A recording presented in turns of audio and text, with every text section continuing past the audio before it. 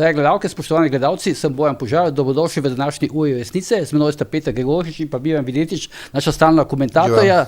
3 teme bi danes obdelali, ampak vseeno, čeprav so samo 3 teme, malo je treba paziti na čas, ne? In sicer zdaj to, kar se dogaja z Zoranom Jankovićem in pa Aleksandrom Vučićem, predsednikom Srbije, vse te stvari, ki sodijo tukaj zraven. Potem ponedeljkov obisk delegacije Evropske ljudske stranke v Ljubljani. Peter, ti si bil zraven, ne? Ja, to bodo verjetno zdaj informacije iz prve roke, ne? Bojo. In pa to, kar se dogaja na Levici po našem intervjuju z Vladimirjem Prebiličem, ker je nastal nek slogan namesto samo, da ni Janša, se zdaj tam dogaja zgodba v smislu samo, da ni Golob, ampak potem do tega še pridemo. Zdaj, ti si strokovnjak, naš strokovnjak za vprašanje Zahodnega Balkana. Zorana Jankovića. Zorana Jankovića pa Vučića, ja. Ponudba Zoranu Jankoviću, no, da postane predsednik vlade, ki jo je menda najprej razmišljal, potem zavrnil, če je to seveda res, in vizija Aleksandra Vučića, da bi Zoran Janković lahko bil kandidat za naslednjega predsednika Srbije, ne. Pa še ena zanimivo, zdaj za uvod bi sam to povedal, ker se mi zdi, dobro, vse veliko je tukaj zanimivih stvari. Zdaj Janković je povedal, da bo nadaljevanje svoje kariere sporočil 9. maja prihodnje leto, se pravi ljubljanski župan veže izjavo o svoji politični prihodnosti na 80. obletnico zmage nad fašizmom. Mislim, kaj to pove, recimo ljubljanskemu županu, ne? Lej, Zoran Janković je pravzaprav pod narekovaji hudobni deček slovenske tranzicije, ne? Njemu je pravzaprav res vse uspel, kar si je zadal. Bi pa pravzaprav za to zgodbo, ki se dogaja danes, se treba malo spet vrniti. Jaz se rad vedno vračam, ker ljudje pozabljajo. Zoran Janković ima pač karakter, kakršen ga ima. Zdaj, naš kolega torej Jeretič bi rekel, ne, da se vidi jasna meja med Osmanlijskim cesarstvom in pa Avstro-Ogrsko, in dejstvo je, da Zoran Janković je klasičen predstavnik tistega balkanskega poslovnega modela, ne. Drugo, kar je treba tle upozoriti, Zoran Janković ima vrsto let že pravzaprav podporo najvplivnejšega politika v Sloveniji, vsaj zadnjih 40 let, Milana Kučana, in to brezpogojno. Tu pa tam ga je kdaj, bom rekel, pocuku za rokav, pa kaj rekel proti njemu, ampak načeloma, če gledaš dejanja, ima podporo. In tretje, Zoran Janković je imel vedno podporo državne, torej takrat še državne banke. Vir financiranja zanj ni bil nikoli problem. In kadarkoli je bil Zoran Janković srečen in vesel, to je pomenilo ali problem za nas davkoplačevalce ali pa za ugled države. In zdaj, če to preslikam v današnji čas, vse te 3 elementi, ki sem jih naštel, od njegovega karakterja, podpore Milana Kučana in pa financiranja, ker ni imel nikoli težav, potem pripelje do tega, da Zoran Janković pravzaprav ne loči več med zasebnim in javnim. On kjerkoli je bil, ali je to Mercator ali mestna občina, to je bilo njegovo. To je bilo njegovo in vedno se je tako tudi obnašal. In to je znal tudi pokazati. Spomnite se tiste oddaje pred leti pri hrvaškemu novinarju Stankoviću, zelo gledano oddaja Nedeljom v 2, ker je jasno povedal, ker ne zna pa bleferati, ne? Ker je jasno povedal, ne zna bleferati v smislu, da ko se čuti pomembnega, potem mora to povedati, da dokler je on na liniji anti-Janša, da se njemu ne bo nič zgodilo. In to je dejstvo, njemu se nič ne dogaja. In zgodba z Vučićem je pravzaprav v 2 elementih smešna, ker jaz pravim, da je Zoran Janković lagal, ne? V 2, torej njegove izjave, ne? Prva je ta, da so Vučiću pošiljali čestitke oziroma podporo tudi 3 najmočnejši, Xi, Trump in pa Putin, kar ni res. Pa spet, kje se postavi? Ja, spet se, tako, ampak to enostavno ni res. Oni so poslali čestitko 2. februarja, dan sretenja, to je srbski državni praznik, in on je to, naravnost pri Slaku se je zlagal, da je bilo to pismo podpore, ne, Vučiću. To je prva stvar. In druga stvar. Vem, pa vse take stvari se lahko preverijo, ne? Ja, ampak je kjer novinar to v Sloveniji preveril? Ja, Slak a ga je Slak vprašal? Ja, a mu je to rekel? Ni, ne? In druga stvar je ta, da je povedal, da sta se na večerji ob 10-12 somišljenikih pogovarjala o miru na Balkanu. Zdaj, če Vučić je faktor na Balkanu, poleg Edija Rame, hrvaškega državnega vrha, je tukaj še Vučić, ki to so, bom rekel, to je triperesna deteljica pomembnežev na Balkanu, pa Zoran Janković to ni. Kaj je ljubljanski župan pomemben za regijo? Čisto nič. In s kom se on pravzaprav lahko dobiva? Dobiva se točno tam, kjer je ta srbski svet. Dodik, Vučić in pa verjetno v enem delu Črne Gore, kjer kraljujeta Knežević in pa Mandić bi lahko še čez šel. Nima vpliva na Hrvaškem, nima vpliva v federalnem delu Bosne in Hercegovine, nima vpliva na Kosovu, nima vpliva pri vladi Črne Gore, nima vpliva na Makedonijo. Torej, zakaj bi se Vučić sploh z njim pogovarjal o miru v regiji? To so eni taki elementi, kjer vidiš ta značaj Zorana Jankovića, tako kot nam laže o partizanstvu, on je klasičen profit partizan, on ni, bom rekel zdaj, on je zaradi ekonomskega interesa partizan, to pomeni ta beseda, profit partizan, nam danes laže v obraz, da se je pogovarjal o miru v regiji. Pogovarjal se, jaz sem 100% o Expu in zato sem ga jaz poimenoval Expo mirotvorec zdaj, ne.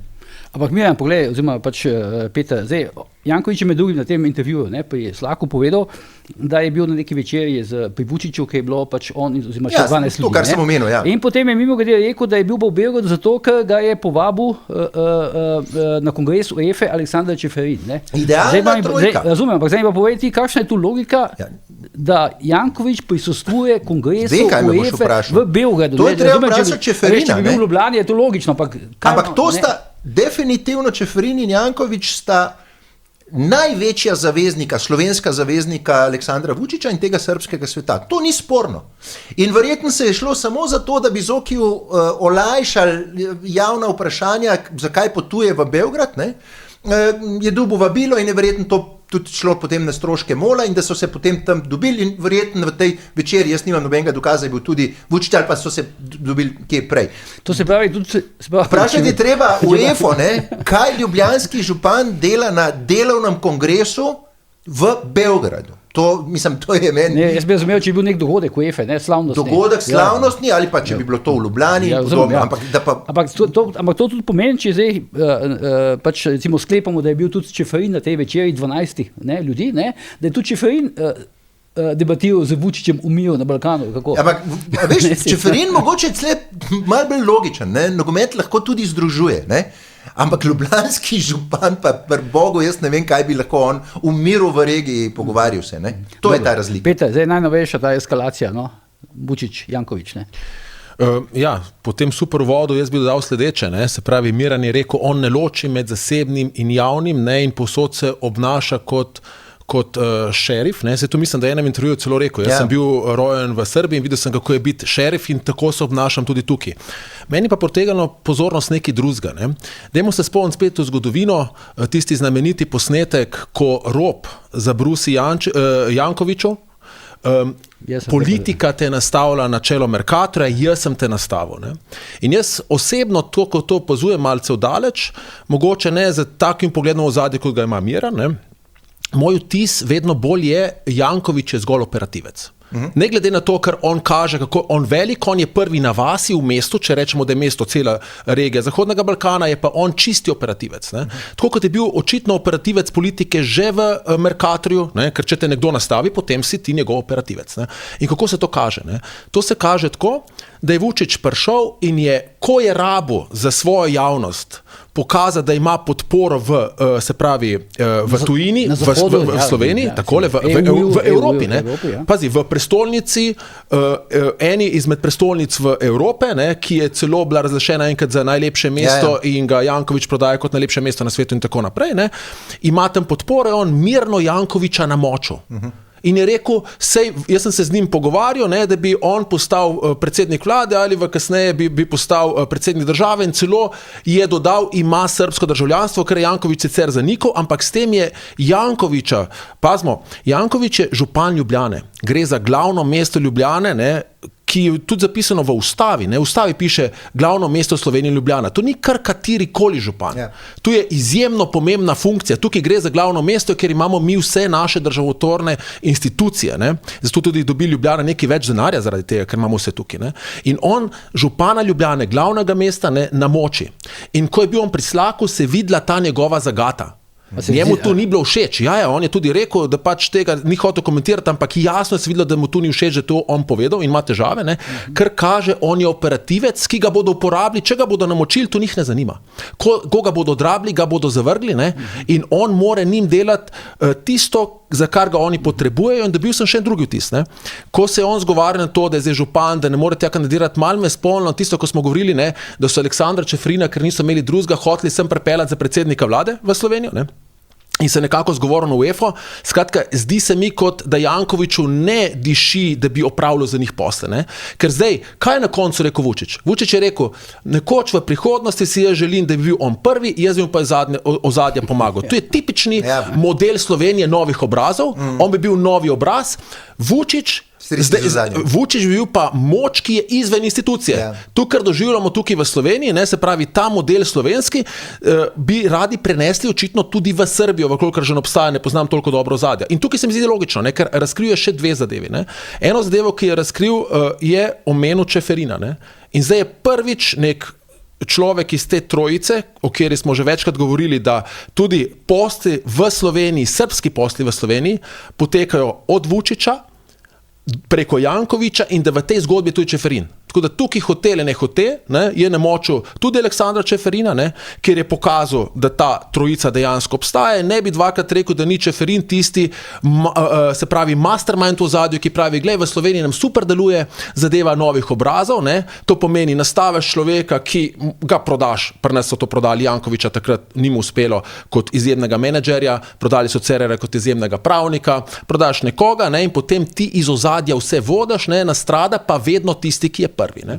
In druga stvar, ki sem jo tlele pri Slaku, ko se je zelo branil, ušla, je se pohvalil, glej, se jaz imam tudi s Kremljem. Ne? Jaz sem dobil tudi odlikovanje s Kremlja, ne? Se pravi Putinovo odlikovanje, ne? In tukaj sem se spomnil, tukaj se moramo spomniti, ko je bila ta invazija Rusije na Ukrajino. Anja Kopač iz SD-ja, bivša ministrica, je iz protesta to odlikovanje vrnila. In po mojem, to bi moral narediti vsak Evropejc. Ne? Janković pa tega ni vrnil. In enako kot pri tem pismu, ki ga noče pokazati, ustrajajo, ne, jaz tega ne bom vrnil, ne, on je pač moj prijatelj, jaz tega ne bom naredil. Ne, niso zdaj pri Vučiću. Skratka, razkrila se je zdaj pokazali so se indici, da obstaja povezava Vučić, Čeferin, Janković v navezi z Moskvo. Ne. In to je pa nekaj, ne, kar je čisto kontra tistemu, kar je Janković zatrjeval, ne, da on se tukaj meni o miru na Balkanu, ne, mogoče pa on razume mir tako, kot ga razume Putin. Ne. Se pravi, da je Putin garant za mir in da je bil Janković tam zato, da so si razdelili interesne sfere tudi v Sloveniji in da so Jankoviću kot prvemu operativcu recimo v Sloveniji, ne, dali navodilo, kako naj on zagotavlja mir v Sloveniji, malce cinično se izražam, ne, po Putinovem modelu. No, mogoče samo ta stavek, Peter je to izvrstno opisal. On je operativc, on je v rangu Dodika. Lahko rečemo celo koristnega idiota. Ampak šahovska figura s čim lahko Vučić, zdaj pa, če malo špekuliramo, kakšne karte ima Vučić v roki, da lahko drži ljudi, kot je Zoran Janković, ne nazadnje, kot je Marta Kos. Spomnite se izjav Marte Kos. Jaz mislim, da so to beograjski arhivi. Se to je bila kolumna o požareportu o Merzova. Ja. Tako. Igor je to zelo dobro zapisal. Jaz mislim, da so to beograjski arhivi, ki so verjetno sicer deloma uničeni, ampak ne tako kot pri nas. In Vučić, to je močna karta Vučića. Po mojih informacijah je tudi prvi predsednik Milan Kučan zelo vznemirjen še zaradi teh arhivov in na nek način bi radi prišli. Zakaj Milan Kučan? Poglejte, spomnite se Jugoslavije, proti koncu je šla že Jugoslavija. Andrija Artuković, pri 92 letih so vojnega zločinca Ustaša dali na zatožno klop. Kdo pravi, da se čez 10 let ne bo to dogajalo komunistom? Tako da, a veš, te arhive je treba počistiti in... Zdaj, tukaj je tisti Kučanov list izginil, ne? Ja, list je, ko Igor piše, je list izginil. Skratka, Vučić nekaj ima, plus tega pa ima tudi, bom rekel, regionalno silo, kar Srbija je, velike investicije in podobne, sploh ta Expo, pa je to mali Expo, to ni tisti originalen Expo. Ta pravi Expo, pa je že 17 milijard v igri. Ne? Skratka, Vučić ima ta moment vse karte in ta moment ima tudi še mednarodno podporo. Ne? Čeprav včeraj je Žarko Korać, bivši podpredsednik, mislim, da je bil v Đinđićevi vladi, govoril o tem, da je vse bolj zgublja. Zaenkrat se to ne kaže. Ko pa bo Vučić zgubil ta vpliv, mislim, da bo hitro lahko rešena tudi zgodba Republike Srpske v BH. Slovenci bomo mogli pa sami poskrbeti za to. Ne? Slovenija bo pa rabila ali to desno ali levo močnega politika, samozavestnega in ne, bom rekel, mevžastega, kot ga imamo trenutno, ki se bo tem nekim srbskim interesom postavil po robu. Ker mi lahko spet govorimo o srbskih interesih, tako kot v 90-ih letih. Poglejmo, kaj se dogaja v Črni gori, poglejmo, kaj se dogaja v Bosni, poglejmo sever Kosova, ne, stalne neke provokacije so bile in podobno. Tako da govoriti o tem, če se vrnem zdaj pa na to izjavo Zorana Jankovića, da se z Vučićem pogovarja to v miru, sem ga jaz želel vprašati, a je to Bansko, a je to Vukovar, a je to Srebrenica, a je to Prijedor, a je to Škabrnja in podobno. Mislim, to so res cinične izjave, ali pa bom rekel maloumne izjave za klasičnega slovenskega volilca. Zdaj, Miran, prej, ko si rekel, da Janković ne ločuje, ne? To sta oba ugotavljala med zasebnim in pa službenim. Ne vem, se bo spomnil, no? Ko je on postajal predsednik uprave Mercatorja, je on postavil, on je bil tam politično sicer nastavljen, ampak kljub temu je on postavil nek pogoj, se spomniš. Mislim, da je nadzorni svet akceptiral, da lahko Mercator posluje z Jankovićevim zasebnim podjetjem Elektra. To je bila celo, mislim, da javna izjava pokojnega Matjaža Gantarja, ki je povedal, da je nadzorni svet mogel sprejeti ta pogoj. Ne? Da lahko družina Janković posluje z Mercatorjem, kar je pa tukaj zanimivo. Ne? Zdaj, on je potem ta model očitno sam od sebi prenesel na mestno občino. Ampak to je ta miselni sklop. Ne? To je moje. Kar je pa najbolj zanimivo, ko pa je obvladoval zasebna podjetja, pa mu rožice list niso cvetele. Ne? Vse je šlo v stečaj praktično. Tako da, a veš, tle pol to vidiš, da je pravzaprav on zelo podoben Golobu, da je pravzaprav državni kapitalist, uspel izključno na državnem denarju. Ne? Ker ne smemo pozabiti, Mercator je bilo državno podjetje takrat. Ne? Pa tudi to, veš, kaj pravi, da ga je Kučan brezrezervno podpiral. Pa zdaj, če na hitro pogledam nazaj, ne bi se mogel spomniti politika, ki je bil ves čas, nenehno deležen to vrstne Kučanove podpore. Kot Janković, ga praktično ni. Vedno je Kučan neki na konc nekoga vrgel čez ramo. Vedno, tudi Gregor Golobič je mogel, pa ga pripisujejo Kučanu plačati ceno, ga ni rešval. Zorana Jankovića vedno rešuje. Če smem tukaj svojo misel dodati, ko je Miran omenil arhive, se morda tukaj arhivi ne bremenijo Jankovića, Arhivi lahko bremenijo Kučana, ki more brezpogojno podpirati Jankovića. Ne povem še eno zanimivost, ker smo že imeli Aleksandra Čeferina, zgodil se je en cenzuriran intervju, zaradi česar zdaj obstaja ta oddaja. In tudi večkrat je prišlo ven, da ima Čeferin povezave v pravosodju in lahko, vsaj tako se govori, lahko odloča o tem, ali nekoga obsodijo ali ne obsodijo. In nekateri viri so me opozorili, so rekli, dokler bo Janković dostavljal, bo svoboden. Se pravi, ne veruje ga zgolj to, da je on proti Janši, ko ne bo več dostavljal, ti viri so omenjali družino Čeferin, potem Janković ne bo več svoboden. Tako da jaz mislim, on v tem kontekstu tukaj je res operativc v smislu tudi ujetništva. Se pravi, ima sicer lahko dela to, da ne loči med javnim in zasebnim, ampak po drugi strani pa ene stvari očitno more narediti. Ampak tukaj zdaj recimo tole pismo Vučiću, ki ga opozicija ljubljanska ne more dobiti, očitno ga tudi mediji ne morejo dobiti, ker ga je informacijski pooblaščenec razglasil za zasebnega. Škandal. Ampak zdaj Janković je očitno to preko med zasebnim in javnim sistematiziral, postavil na nek formalni nivo. On zdaj recimo naokoli pošilja pisma. Take inštitucije so mu postavljene. Pošilja pismo z glavo mestne občine, ker se on podpisuje kot Zoran Janković, ne sicer župan, in to je zdaj zanga zasebno. Ne, pa se ne vemo, če se, ne še hujše.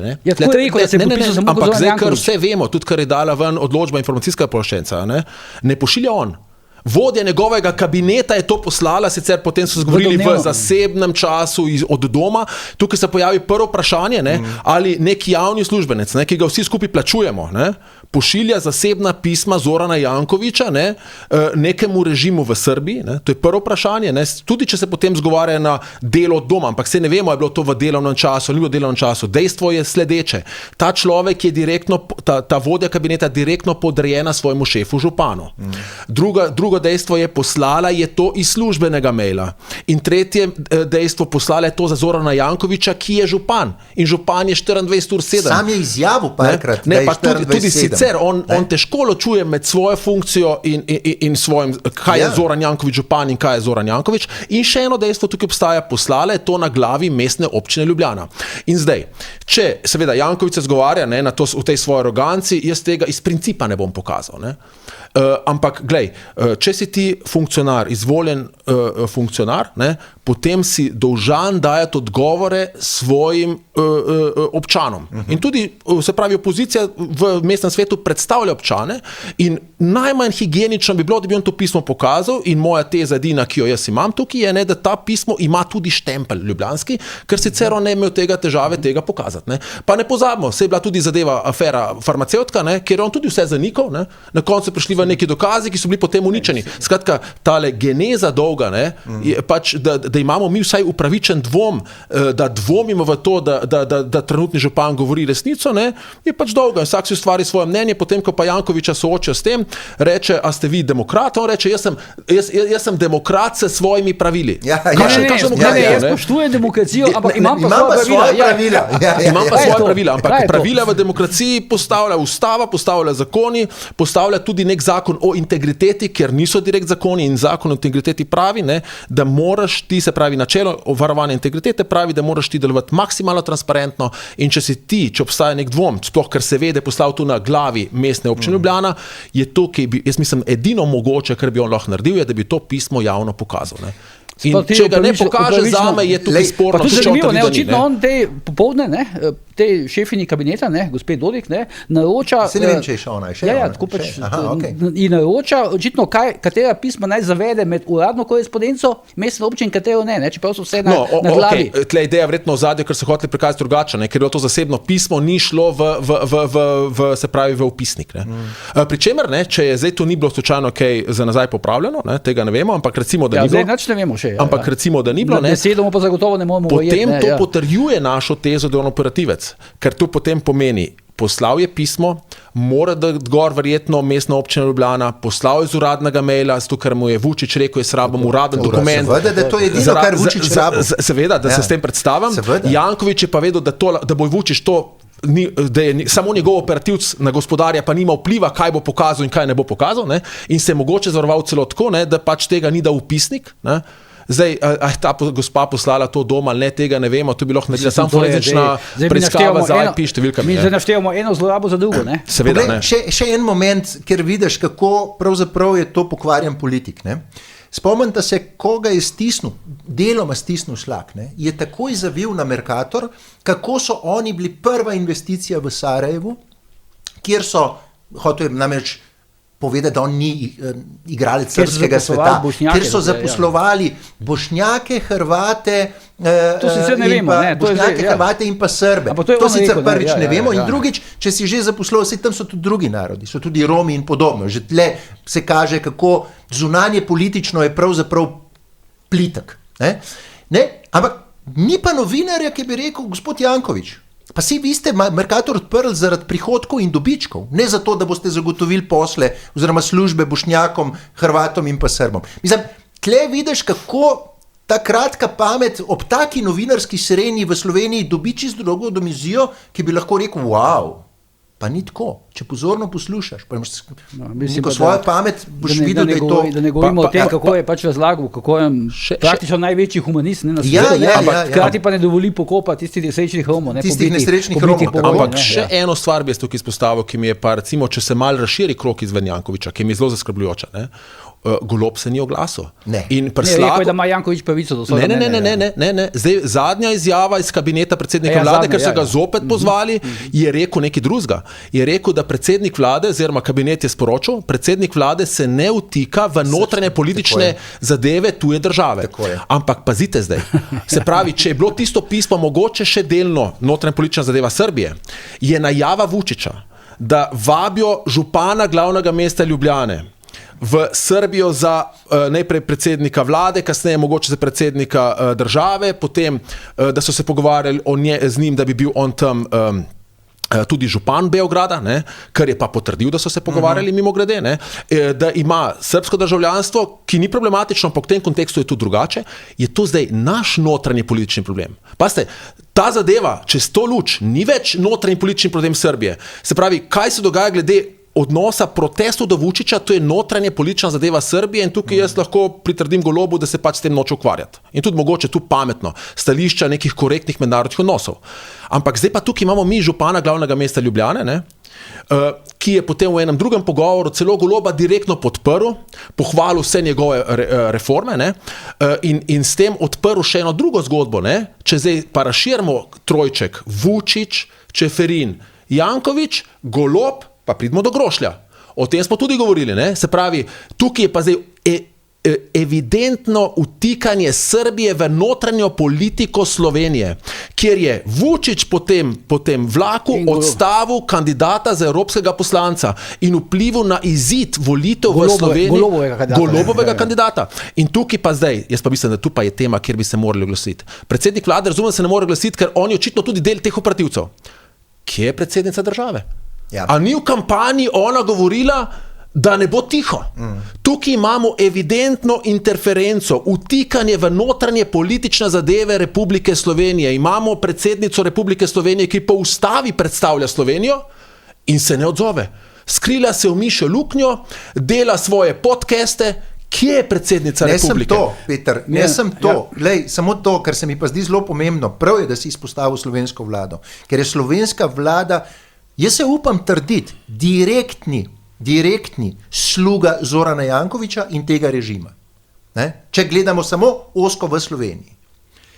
Včeraj se je zgodil, po moji oceni, škandal. Muzej novejše in sodobne zgodovine je pripravljal razstavo o genocidu v Srebrenici. Se pravi, to je razstava, ki je bila po svetu vseh teh letih, verjetno v vseh večjih mestih, svetovnih prestolnicah in ni bilo nikakršnega problema. Včeraj se je zgodil nekaj, kar je zame škandal. In sicer, da je morala islamska skupnost, s katero se jaz niti ne strinjam v vsakem pogledu, sem zelo kritičen zaradi preteklih odnosov do Zorana Jankovića, do njih sem kritičen. Torej, to razstavo prestaviti lokacijo. In če držijo informacije, ki jih imam jaz, da je muzej ocenil kot sporno pričevanje 15 ali 14 preživelih, ki danes živijo v Sloveniji, kaže ta trend te slovenske države. Kam mi plovemo, na katero stran smo se postavili, ne za človeka, ne za spomin na neke grozote, ampak za interese Zorana Jankovića in srpskega sveta. Skratka, hočeš reči, da je ta situacija, pa ta kompleks tega srpskega sveta prepovedal jaz ne izključujem povezave. Jaz ne izključujem. In tukaj pa jaz pogrešam, saj mogoče, da bo zdaj se danes uglasila predsednica, ampak jaz se bi že včeraj uglasil. Pa se ni uglasila. Mogoče se bo danes, ja. Se bram, lahko da se bo danes. Če se bo. Ampak mora verjetno tudi ona se zbriferati pri starih kadrih, ne? A se lahko oglasi ali ne. Škandal, mislim, res z ugledom države se igramo. Zelo se igramo. To se pravi, Peter pa Miran, če se strinjamo s tezo, ne, pa soglašamo s tezo, naprimer, da je Janković na varni strani zato, ker dostavlja, ne, pomeni, da je za celo zgodbo tudi na nek način denar, kako? Zdaj, tako se govori, on je vse to zanikal, ne? Ampak pomeni pa tudi nekaj drugega, ne? Da je on na varni strani samo dokler dostavljal bo. In ti moji isti veri pravijo, da pa vedno teže dostavlja, ker so zahteve vedno više. Ne? Tako da on je tukaj tudi v težavah in jaz mislim, da glavni zaključek, saj v mojih očeh je pokazalo se zdaj, Zoran Janković je zgolj operativec. En najpomembnejših operativcev, ampak še vedno operativec. Lej, sej v končni fazi, če ga lahko kdo pokoplje, so tisti, ki so ga ustvarili. Ne? Ta sistem. Sej Janez Janša ga ne bo. Janez Janša je imel že priložnosti, pa ga ni. V končni fazi tudi s kadri SDS-a sodeluje. Samo pogledajmo to navezavo grosupeljske občine in pa ljubljanske občine. Tako da jaz tle ne računam, zdaj pa nekateri, ki govorijo, ne, zdaj pa, ker se bo ta sistem obrnil, bo pa v Sloveniji, bo pa vse druga. Ne bo. Tisti, ki so ga ustvarili, tisti ga bojo pokopali. In nihče drug. A lahko še pogledamo, mogoče poskušamo odgovoriti na vprašanje, zakaj je recimo Zoran Janković on ta izbranec, večni izbranec Milana Kučana? To verjetno so neke zgodovinske povezave, v katerih bojo verjetno nekoč pisale tudi knjige. Špekulira se veliko stvari. Špekulira se veliko stvari. Ja. Nekatere so celo logične, ne? Ampak jaz ne bi zdaj zahajal v katerokoli od teh špekulacij, ampak dejstvo je, da je to velika ljubezen. Velika ljubezen in da pravzaprav človeka... Tudi afera farmacevtska je, ni nestresla. Nič. Bo pa zanimivo, verjetno. A veš, še vedno se pravim, sej obstajajo, jaz tako pravim, ne, ta Beograd je verjetno ena zadnjih arhivskih zgodb, ki je še nekako, sploh za te, ki se ukvarjajo s tem, kot je Omerza in podobne, ampak obstajajo pa tudi neke, bom rekel, zasebne arhivske zgodbe. Ne? To so pri ljudeh, ki so bili del tega sistema, seveda, gleda se, da je čim bolj pod kontrolo, dok odhajajo recimo z tega sveta, da nekdo to prevzame, ki je trdo na liniji in podobno. Ampak prej slej bo prišlo do neke, recimo z njihove strani, če rečem, napake, ko bo to pogledalo v javnost. In takrat bomo tudi verjetno zvedeli, zakaj je bila ta naveza Kučan-Janković tako močna. A lahko recimo malo pošpekuliramo, kaj bo recimo Janković zdaj prihodnje leto 9. maja povedal? Kaj bo naredil, da bo ponovno kandidiral za župana čez nekaj mesecev, ali da bo šel v Srbijo in tam ostalo? To je ta estradništvo, ki njemu zdaj paše. Ne? Kaj bo povedal? Zdaj prvo je še 1. maj, ne? Tam bo prišel gor, pa bo spet ti bi da bo govoril na Rožniku? Ja, seveda, bo spet plul proti kapitalizmu, ne? Kako je to neka grozna stvar. Ne? Hvala Expo, ne? Za 17 milijard. Z rdečo majčko, rad imam Ljubljano, bo ponudil ljudem čevapčiče za 10 evrov, pa pivo. Ja, pa mislim, da pivo so mogli že lani plačevati. Ja, sej. No, skratka, potem pa pride ta veliki dogodek na Ljubljanskem gradu, kjer bo on spet zbral to levo, pogojno rečeno levo elito, jaz si rečem profit partizanska elita, ne? In bo verjetno, zdaj, ali bo to fizično on, ne vem, lahko tudi, če ne bo to Janković, to sem že zančil, da je povedal, Zoran Janković 2.0, govori se o tistem podžupanu Logarju, ne, ki je nekako v zadnjih letih se politično naredil. Pa tudi izkazal se, ne? Pa pedigre ima družinski, ne? To je to. Ja, to je to, ja. Kaj pa ti misliš glede tega? Ne vem, zdaj vtis daje, da mu to ne paši dol, se pravi godi mu, to se vidi, oziroma tudi je marketinško dobro obrnil, da to jemlje kot pohvalo. Tako da z tega stališča bo verjetno poskusil naštimati takole, da ga bodo prepričevali, da ostane župan Ljubljane. Ker jaz mislim, da mu tukaj mu verjamem, pri teh letih biti še bolj podrejen služabnik v Srbijo, ne vem, če mu to ravno paše. Ker zdaj je on, pazimo, zdaj je on tukaj prvi na vasi.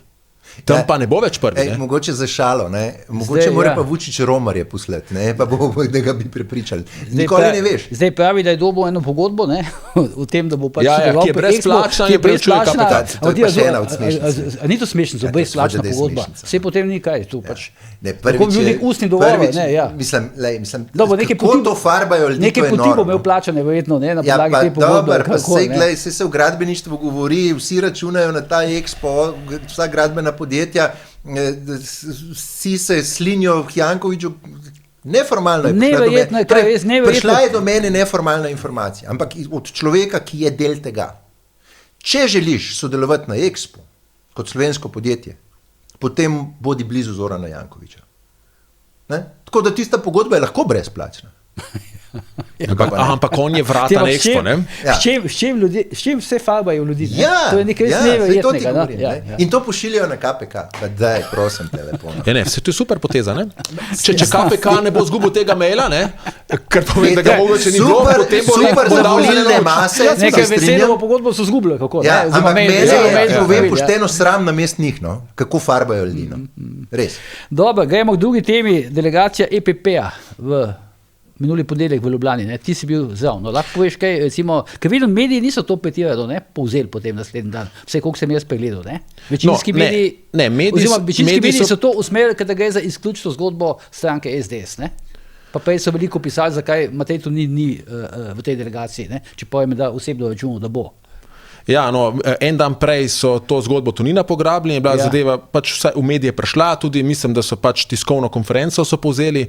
Jaz sem bil en izmed vabljenih, se pravi kot bivši predsednik programskega sveta, ker se... v tej funkciji si bil? V tej funkciji sem bil, se pravi kot nekdo, ker namreč, če raziskuješ ti, kako dobro deluje pravna država, moraš pogledati, če se kaj dogaja narobe, in splošno znano je, da pač Radio Televizija Slovenije bi bila ena izmed prvih žrtev načrtu politizacije Roberta Goloba.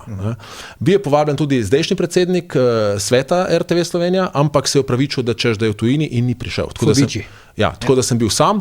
Zdaj, kaj sem jaz tam uradno povedal, sem objavil na svojem X profilu, lahko vsak prebere. Ampak kakšni so recimo tvoji vtisi? Koliko sem jaz pač razbral, je glavni problem, pa mislim, da se mi okoli tega pogovarjali, je glavni problem, ker to ni šlo za delegacijo Evropskega parlamenta, ampak delegacijo strankarska zgodba. Se pravi, to je delegacija se pravi Evropske ljudske stranke, ki ima več poslancev tudi iz več držav. Meni je bilo zelo dragoceno, da je bil tam tudi poslanec Poljske, ki mislim, da je razumel zgodbo, ker ta zgodba RTV Slovenija je podobna, kot je zgodba neliberalnih režimov na Poljskem in na Madžarskem. In to usporedno sem jaz tudi potegnil. Zdaj pa, kako se bo ta zgodba odvijala naprej, ne vem. Moja vloga ni, da jaz to peljem. Jaz se vedno odzovem vsakršnemu vabilu, da ne bo pomote, ampak sam si pa mislim takole, to bi zdaj morali iti na tisti odbor Libe, in če bi to poročilo bilo dovolj dobro, jaz mislim, da ta zgodba bi dobila resno nadgradnjo takrat, ko je bilo to poročilo te misije tako prepričljivo, da bi Libe imenoval Libe delegacijo, kot je bila v preteklosti pod vlado Janeza Janše. Ali se bo to zgodilo, jaz tega ne vem. Zakaj je Levica takrat pač pred leti uspela prepričati Evropski parlament, da je poslal Evropski parlament uradno delegacijo sem, desnici pa to zdaj ni uspela? Edino razlago imam in to je tudi, kot se pogovarjam v krogih pravnikov, jaz mislim, da zaradi tega, ker se je Janez Janša zelo spečal za Orbanom in Evropska unija je imela Orbana v želodcu in mi smo v bistvu, se pravi, to, kar nam je dela Evropska unija, pustimo, da so s tem kršili tudi neke vrednote Evropske unije, kot je spoštovanje demokracije, vladavine prava in tako naprej, je bilo direktno napad na Janšo, ker je šel preblizu Orbanu.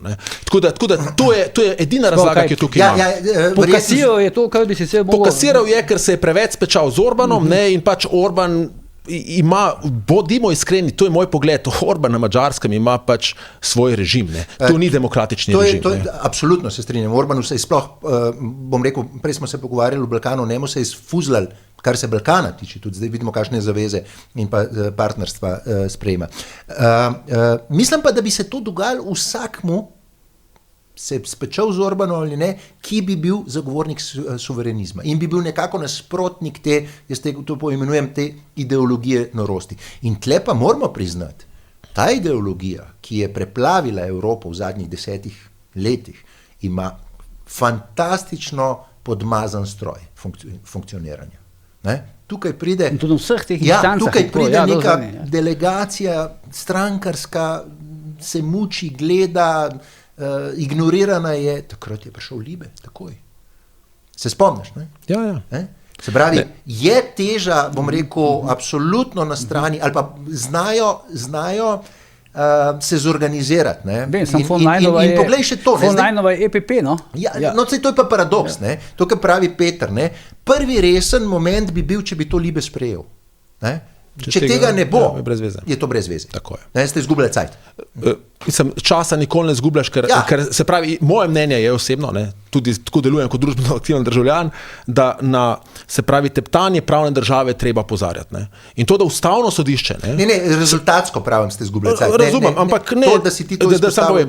To, da ustavno sodišče, se pravi, da se zlomi pod pritiskom vlade, ki celo poskuša, ko zve, kakšna bo odločitev. Pazi, tu je pred sejo, ko so izdali začasno držanje, je prišla ven zaupna informacija, po mojih informacijah sto to vedela 2 v kabinetu predsednika vlade, ena je bila Maša Kociper, z drugega imena nisem uspel zvedeti. Maša Kociper, mal sumam, da je povezana Špeljco Mežnar v ustavnem sodišču, kar pomeni, da ta informacija najverjetneje prišla ven direktno v kabinet, zjutraj je bila panika in isti dan so dali zahtevo na ustavno sodišče za javno zaslišanje, zato da bi zakasnili, to sem jaz pojasnil v tej skupini, da bi zakasnili odločenje še za kakšen teden ali 2, potem bi se konstituiralo v svet in potem bi bilo začasno držanje nerelevantno. Potem smo imeli neko obljublje sodniških služb, ki se zdaj k sreči niso izpolnile. Ne vem, a so bile ali niso bile, ampak Ačeto se je prijavil, Knez se pač ni prijavil, lahko se ni upal, ker si ti o tem pisal. Čeferin je zmagal, ne? Ampak na koncu, to pa lahko razkrijem kot recimo insajdersko informacijo, na koncu, ne pred tem, kar je znano, na koncu je začasno zdržanje bilo odpravljeno, potem se skliče tiskovna konferenca, kjer se predstavlja, pazi, ne naš case, ampak letno poročilo in takratni predsednik Ačeto odkrito pove, da ta zadeva je še v hiši in da pol leta še ni stara in čez 2 leti še vedno ne bo med najstarejšimi in zdaj smo 2 leti in 3 mesece po tistem in zadeva še vedno ni odločena. No in ko jaz to pojasnim tem poslancem, me je ta poljski poslanec vprašal zelo zanimivo zadevo, ne, kjer sem pa mogel povedati tudi, kar jaz vidim in kot jaz razumem stvari in vprašal me je, pa ste se vi obrnili na ESČP? In sem rekel, seveda smo se, ampak so nas zavrnili, ne, celo dali smo predlog za začasno odredbo na ESČP, ne, so nas zavrnili z razlago, da pri nas o tem še ni pravnomočno odločeno. Pa rekel, pa čakajte, to je pa čudno, ne, ker druge države, ne, ko so se obrnili na ESČP, so v takih primerih sprejele. In sem potem rekel, gledajte, zdaj pa moram jaz odkrito spregovoriti, ne, kar vem in kar vsaj slišim, ne. Pač mi imamo težavo, ko greš ti na ESČP, tvoja pritožba, ESČP ima najprej izjemno velik pritok pritožb. Tvoja pritožba pride najprej v pisarno domače države. Celo nekdo mi je nekoč rekel, ko smo že poslali, da ne bi smeli tega poslati v angleščini, ampak bi morali poslati v francoščini, ker potem ba je, čeprav to dvomam, ne dobi slovenska pisarna. In sem rekel, gledajte, slovenska pisarna je pa po mojih informacijah direktno zvezana z družino, o kateri smo danes že govorili, družino Čeferin. In če njim to ne paše, ne, potem to zadevo en sodnik podpiše in zavrne, ker on dobi tak pripravljen predlog, ko nima časa se po mojem poglabljati v dokumentacijo. In da to pije vodo, kar zdaj govorim. Dajmo se spomniti afere, ki smo jo že dobro pozabili, to je bila afera Kodrič.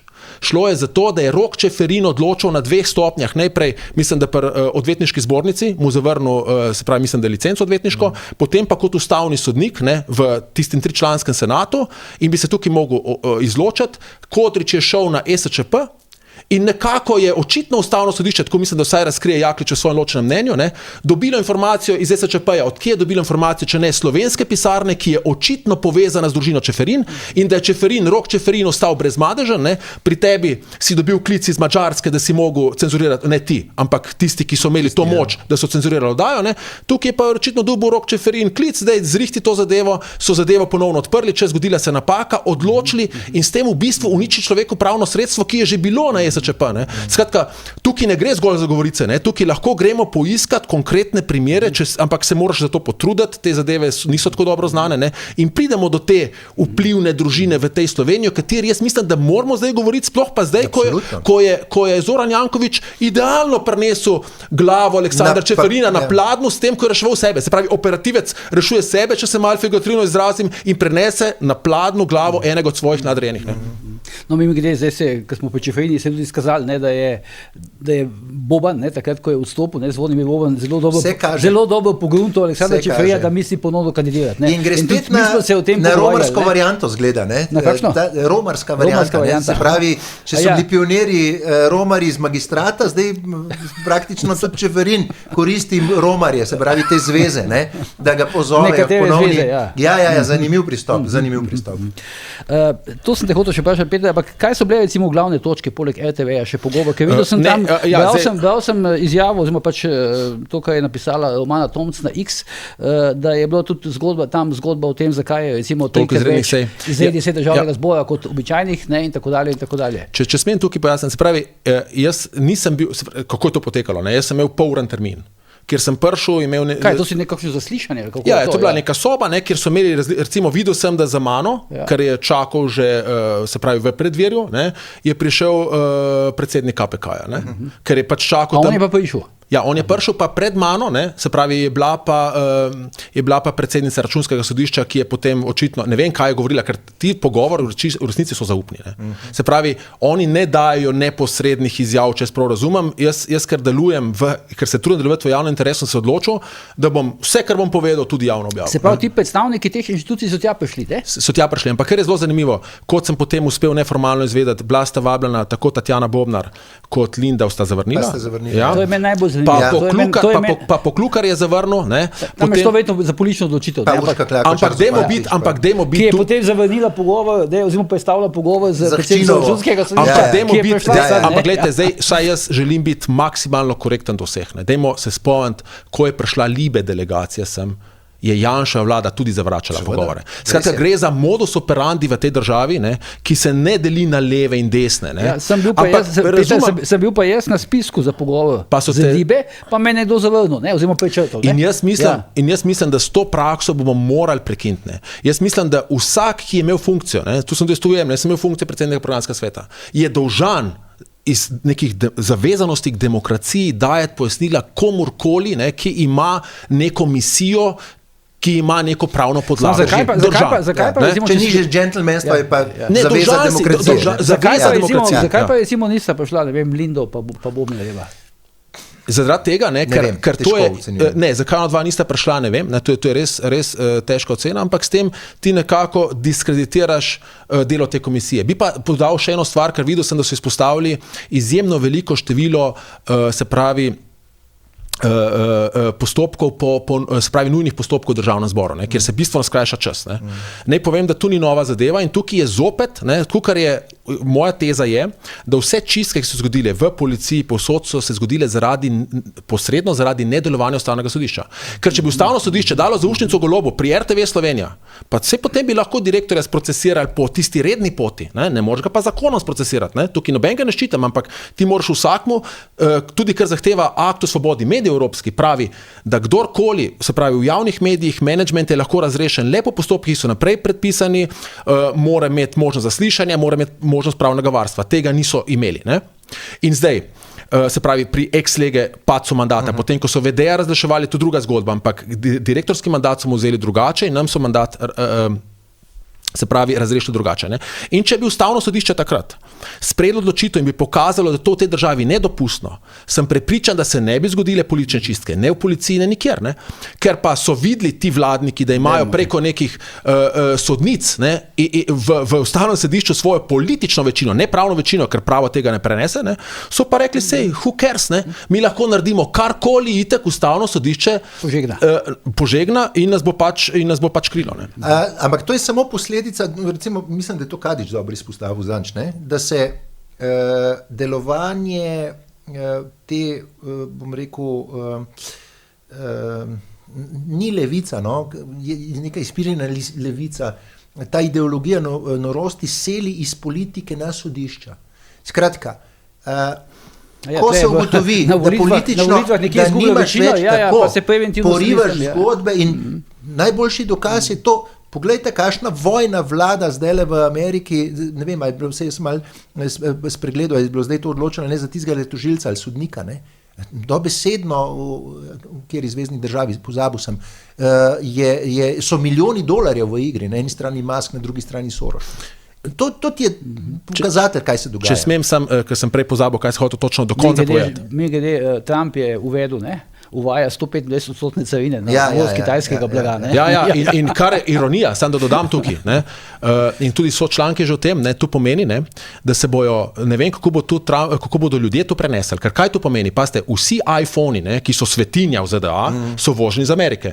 In to pomeni, da bo cena najnovejšega modela iz $1600 šla na $2300. Skratka, Američani bodo kupovali lastne izdelke, dražje, zaradi te norosti, kot jih bomo... Zakaj? Se iPhone je ameriški. Ja, ampak je narejen na Kitajskem. Zdaj sem nedavno sem bral članek, da je Apple pripeljal 3 velika tovorniška letala svoje opreme v Ameriko, da ima za nekaj tednov, mesecev zalog, da ne bodo jim treba takoj dvigati cen.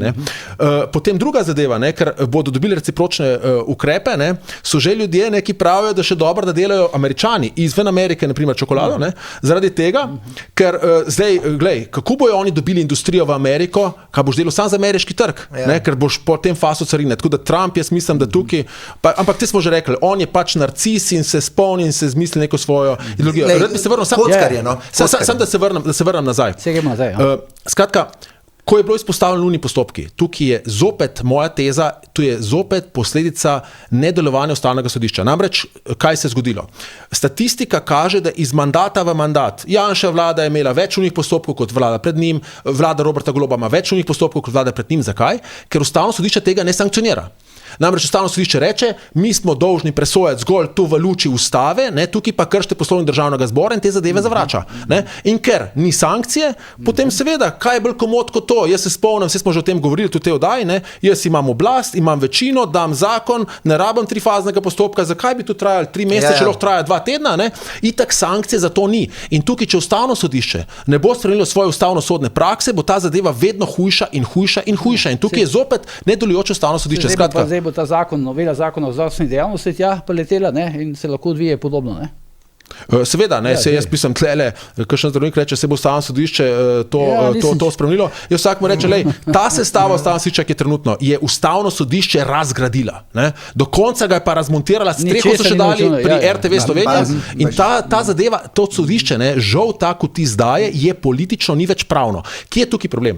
Problem je, ko ljudje ne zaupajo več pravnim institucijam, vzamejo v roke, figurativno govorimo orožje. Ne? In tukaj je problem. Mi se moramo vsi skupaj truditi, da bomo pravne institucije spoštovali, pravne institucije pa morajo za spoštovanje priboriti s tem, da izdajo prepričljive odločitve. Sam jaz se tle strinjam s tezo Jeretiča, ki pravi, da se sodišče mora samo očistiti. Mi imamo zaradi neke peščice političnih akterjev v sodstvu pravzaprav slab pogled na celotno sodišče, pa ni celotno slabo. Tle je recimo samo očiščenje je zelo pomembna stvar. Ne? Dobro, in tle sodni svet mora odigrati vlogo. Gremo na zadnjo temo, zdaj iskanje tega novega obraza na strani levice. Zadnjič viri mi pravijo iz te levice, da je zdaj nastala tam neka klima, ki v bistvu išče kdorkoli, samo da ne golob. Ne? Prvotno, tako. Kako, ne, zdaj Anti-Janša je malo umaknjen na stran, Anti-Golob je prva. Ampak kar me je zdaj presenetilo, recimo potem pojavila se ime Toneta Ropa in kar me je zdaj presenetilo po tem intervjuju z Vladimirjem Prebiličem, kako ostro je zastavil zoper Prebiliča to zgodbo Matjaž Han. Ne? Še do nikogar ne tako. Jaz še nisem pri njemu slišal, da bi bil tako javno, tako nikoli nikdar Matjaž Han ni nastopil javno. Tako je. No, pa sej drugega na ta odgovor ni mogel imeti, lahko pa dam še eno insajdersko informacijo, ko smo zopet govorili pri družini Čeferin. Ne? Spomnimo se kongresa Brglez Han. Ne? Po mojih informacijah je Han obiskal tudi Čeferina v Njonu. Ja, spopad med Brglezom in Hanom je bil v resnici spopad med Kučanom in Aleksandrom Čeferinom. Ne? In v tem primeru je zmagal Čeferin. Notranja vojna, torej bitkica. Ampak sej v resnici, jaz pa dam, zdaj pa to zadnje razkrijemo, bi pa rekel takole, navzven, ne? Navzven pa bi jaz reagiral enako kot Han. Ne? Pa čakaj, ne moraš, tu bi moral vsak predsednik stranke more protestirati proti temu, da mu postavijo za mandatarca kandidata kogarkoli razen predsednika stranke. A veš, koliko priložnosti je pred tem Han, pa ni odreagiral na tak način. Mi govorimo o tem, kako je nenavadna reakcija. Zdaj, jaz ne vem, a je to reakcija, torej živčna reakcija zaradi tega, ker je nedolgo nazaj napovedal 10 plus, oziroma vse, kar bo 10 minus, da je osebni poraz. Mogoče ga je, ampak tle se je spet sam omejil, spet se je spravil v nek kot Han, ne vem, ampak dejstvo je, da z vsakim dnem tudi asistence SD-ja, tej vladi in pa Gibanju Svoboda, ta levi pol zgublja. In verjetno so to te dizajnerji iz ozadja prepoznali. In zato recimo je zdaj ta zgodba o avtocesti, ki jo je seveda zelo provokativno dal Prebilič ven. Ne, ven je dal Jeretič. Se pravi, Jeretič je prvi, ki je rekel, da Prebilič v tej oddaji tukaj. Jeretič je rekel, da pa Prebilič. Ampak razpravo v tej smeri je podprl Jeretič, ki je v tej oddaji rekel, da bo Prebilič nastopil, po njegovem mnenju nastopil na volitvah samo, če bo videl, da ima odprto avtocesto. Ne, to imaš prav. Ampak se to je, mislim, on je res zahteval, ko prav boš tam to kraljevske povoje postavil Prebilič. Ja, zelo jasno. Ampak veš kaj, nima kaj izgubiti, ne? Jaz mislim, lepa službica, lepa plačica. Moje mnenje je sledeče tukaj. Ne? Edino na ta način imajo resnici šanso, ker če si ga res želijo, potem bodo pogoje sprejeli. Če si ga pa ne želijo, potem pa boljše, da ne vstopa v to. Ne? Pa imam še en drugi vtis po vsem, kar sem poslušal, tudi Grošlja v enem drugem podcastu, ki po mojem je tudi del njegove ekipe. Ja, se je povedal nekaj tega. Tako je. Ne? Pa tudi informacije, ki iz ozadja prihajajo do mene. Sumam, da bodo naslednje volitve, se pravi, jaz če bi bil tukaj vprašan, sem bolj prepričan, ste vprašali, kaj bo naredil Janković, ne vem. Ampak za Prebiliča sem pa 100%, da v to zgodbo bo šel.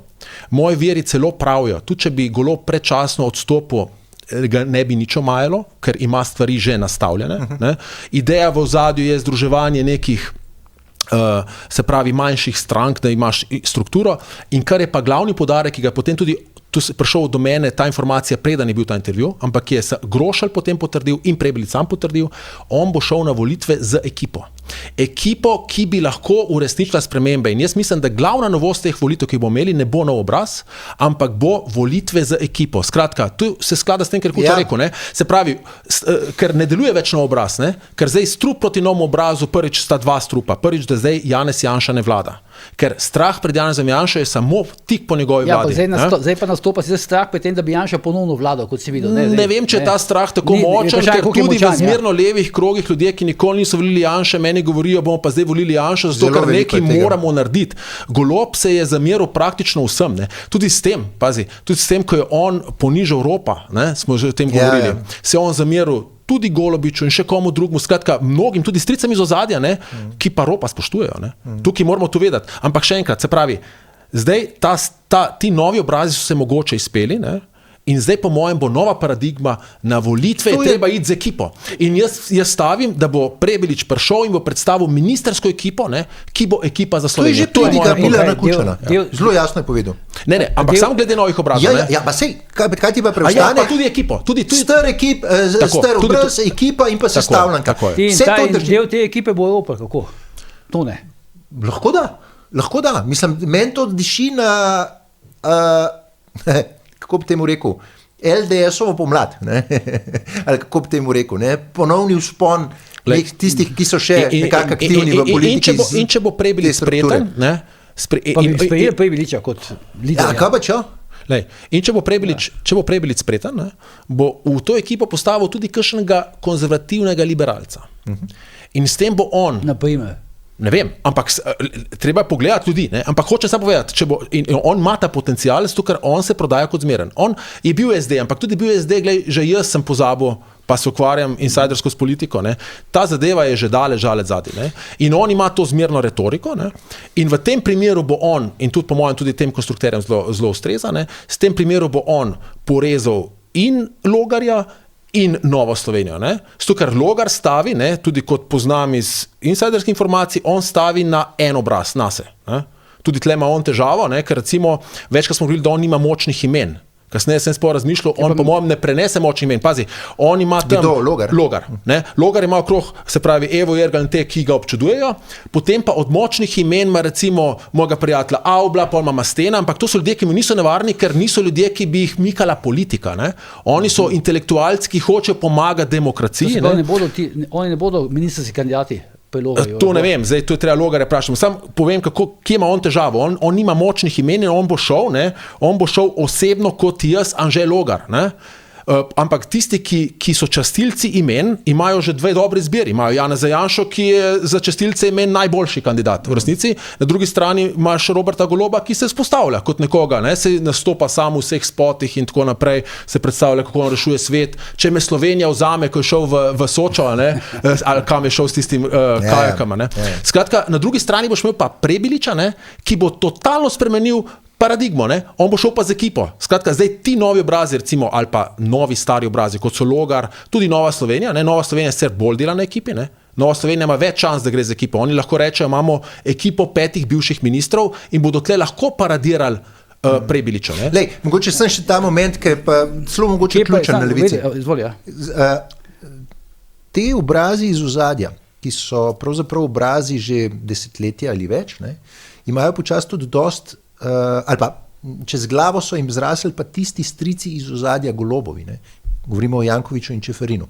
To imam jaz absolutno informacijo in verjamem, da to je tudi nekaj, kar je posledica tega vstopa srbskega sveta v Slovenijo in te stari obrazi, ki so že, bom rekel, ki trajajo, ne?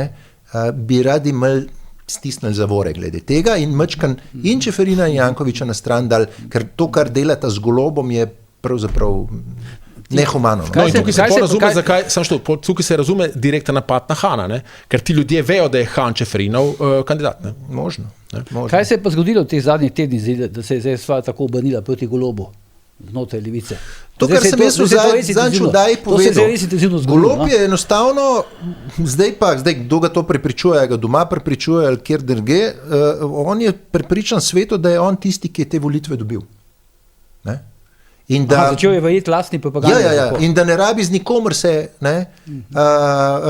posvetovati karkoli. In drugo, kar je, zapasal mu je. Ne? Zato ta drugi mandat. Zapasal mu je. Pa če smem.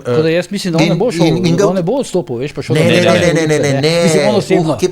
Ne, ampak glej, dve misli. Če bi on odstopil, imamo še en problem, ki ga še noben ni do zdaj izpostavil. Ne? On je v sporu z Natašo Pirc-Musar. Ona ima pa v rokah volitve, da bo razpisala. Skratka, ona bo delala proti njemu. Podobno kot ima Pahor takrat. Potem pa centri moči izven institucij imajo pa z Golobom še en problem, ki se ga zavedajo, Golob se ga pa ne. In vejo namreč to, da Golob, tudi če bi zmagal volitve, se pravi na levem bloku, ne more ponoviti zmage, ki jo imel zdaj. In zdaj predstavljate se vi Roberta Goloba z 15 poslanci, on bo odstopil po enem letu, njemu se bo zmešal. Pa prva stranka na levici, misliš? Ja, če bo prva stranka na levici, pa 15 poslancev. On bo odstopil in potem imajo tisti, ki so ga postavili problem. Ne? Ker on zna vladati samo, če ima večino in je vse po njegovo. Če imaš ti 15 poslancev, ni vse po tvoje. Ne? In jaz mislim, tudi zaradi tega rabijo nekoga, kot je Prebilič, ne? Ki bo znal tu handlati, ker ti, ni dovolj, da ti izvoliš svojega predsednika vlade. Ta predsednik vlade mora biti osebnost, ki bo zdržal do konca mandata.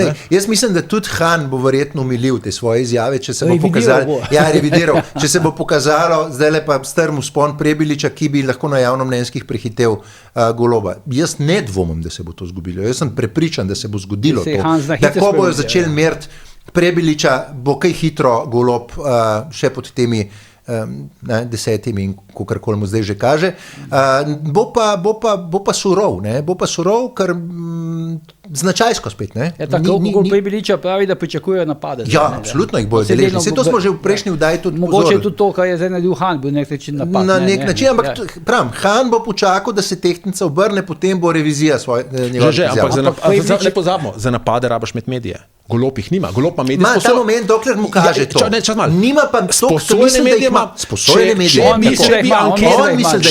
Če bi ankete pokazale, da ga bo Prebilič premagal, nima več medijev. Bodo vsi mediji oportuno, tisti, ki so vemo v rokah koga, šli k njemu. Skratka, Golob se ne zaveda tega, da on nobenega medija nima, tudi necenzuriran. Če odlazek ugasne financiranje Cirmana, je lahko Cirman poiskal. Tako je, pa tudi, kje bo pa pisal. Skratka, Golob ima zelo slabe karte v rokah, tega se ne zaveda. Vse, kar on ima Instagram, opažam pa še eno zadevo, ne vem, če ste videli, on zdaj ciljno nagovarja posamezne skupine, naprimer upokojence. Potem nekje sem sledil, oni so, se pravi, da so vložili zakon, oziroma blijo na Instagramu neka pobuda, da boste vložili zakon za subvencijo za 4. letnike srednjih šol. Pa ste, jaz sem sprašal, zakaj 4., zakaj ne tudi 1.? Ja, zato, ker 4. letnik srednjih šol imajo dijaki že volilno pravico, 3. letniki, ki nimajo, jih pa ne brigajo.